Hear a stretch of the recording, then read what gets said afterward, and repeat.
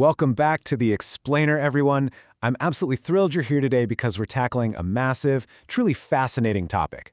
Often when we think about schooling, we tend to view it through a pretty narrow lens, like getting good grades, securing a job, maybe learning how to balance a budget if we're lucky. But today we're going to zoom way out. We're looking at the data and the historical research to see how education moves far, far beyond simple job readiness. We're going to explore how it literally shapes the survival and prosperity of human civilization itself. Okay, let's dive right into this. What is the actual, real purpose of education? Is it just to churn out productive workers? Or is there a much deeper, more fundamental role it plays in our lives and the structure of our entire world? We're going to use this question as our compass as we navigate through the research today. To set the stage, I want to frame our entire exploration around a really powerful quote from the brilliant Nigerian novelist and poet Chinua Achebe.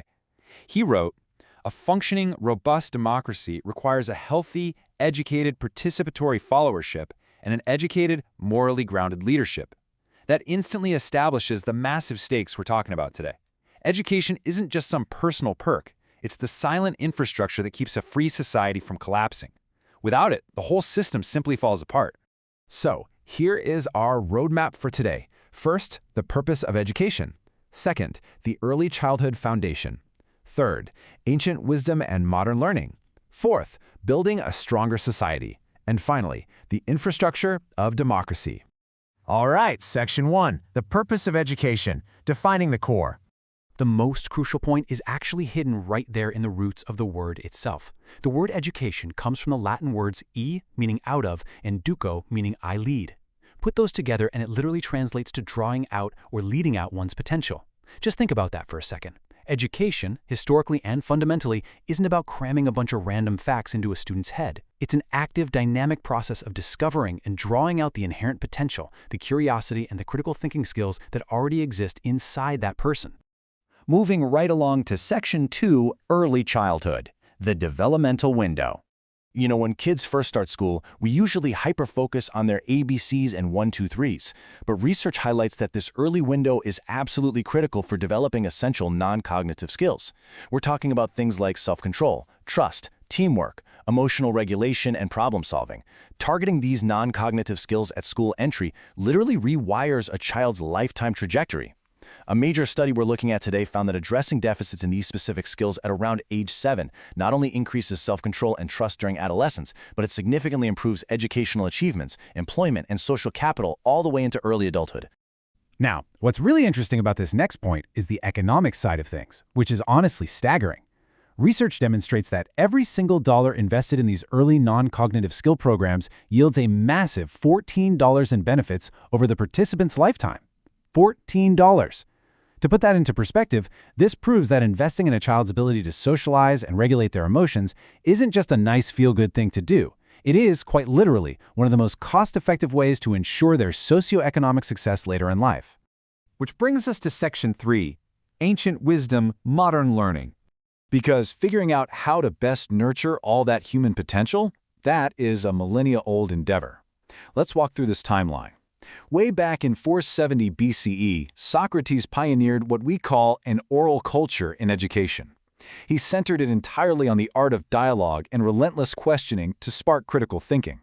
Then, in 428 BCE, his student Plato founded the Academy, where he didn't just teach empirical facts, he used imaginary scenarios, basically the ancient version of case studies, to foster creative thinking.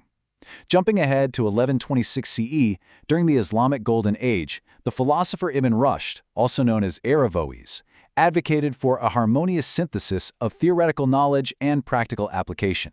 He insisted that education absolutely must guide individuals to lead purposeful lives. And believe it or not, all of that ancient philosophy connects directly to the modern classroom. Building a robust learning environment today still hinges entirely on a teacher's deep expertise. To effectively implement modern learning theories, today's highly skilled teachers have to deeply understand a student's developmental level and know exactly how to structure or scaffold their learning. It's very much like those ancient philosophers guiding their disciples. So, how does this translate into modern frameworks? Well, out of those historical roots, we see distinct modern educational pedagogies emerge. For instance, behaviorism focuses on observing a student's performance and providing constructive feedback to enhance their learning behaviors. On the flip side, cognitivism emphasizes what happens inside the mind, the actual acquisition and integration of information to construct a coherent understanding. But here's the thing, both theories build directly upon our historical, deep-seated desire to figure out exactly how humans acquire and assimilate knowledge. Let's zoom out now for Section 4, Stronger Society, the macro impact. And this brilliantly illustrates what happens when those educated kids grow up and become adults in our communities. It's the macro impact of education across our society. On the economic side, higher educational qualifications lead to higher wages, they prepare workforces for emerging industries like AI and cybersecurity, and they provide the human capital needed to lift entire nations out of poverty. But it's not just about money. Over on the social side, education bridges societal disparities, it fosters unity by instilling principles of citizenship, and it actually reduces crime rates. It's a powerful dual engine for both wealth and peace. Actually, I really want to highlight this specific and maybe surprising data point from the source material. Research shows a direct, undeniable link between school funding and reduced incarceration rates. Specifically, U.S. students who attended better-funded schools were significantly less likely to be arrested through age 30. And similar data from Sweden shows that individuals with higher educational attainment had far less extensive criminal histories. Investing in schools is quite literally investing in safer communities for everyone. Finally, we arrive at Section 5, Democracy Infrastructure, Protecting Our Future. Look, we live in a world that is absolutely saturated with disinformation right now, and education serves as our ultimate societal shield. Advanced democracies are actively embedding critical reading and thinking into their core curricula. And it's an exciting global movement. Over in Ghana, educators are shifting away from rote memorization and focusing heavily on inquiry-based learning and higher-order questioning. In Peru, initiatives are using an empowerment spiral framework to actively train students to deconstruct media messages. Education gives citizens the vital ability to discern facts from fiction and make informed, rational choices.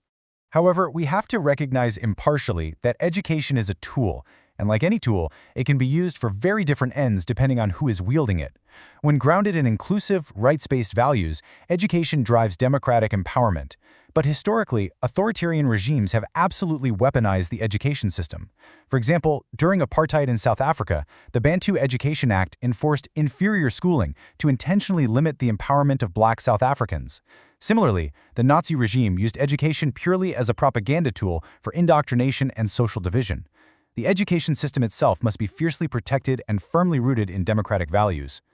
Because at the end of the day, education is not a luxury, it's not a privilege. The Universal Declaration of Human Rights specifically recognizes education as a basic human right. Its stated purpose is to fully develop the human personality and to strengthen respect for fundamental freedoms. It is globally recognized as the essential ingredient for fostering international understanding, cooperation, and peace.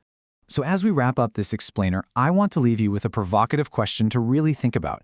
Is your community investing enough in inclusive education to secure its democratic future? Because as we've seen, from the emotional skills of a 7-year-old to the media literacy of an adult voter, an educated citizenry is the only real way to build a resilient, just world. Thank you so much for exploring this with me today, and keep questioning the infrastructure that holds our society together.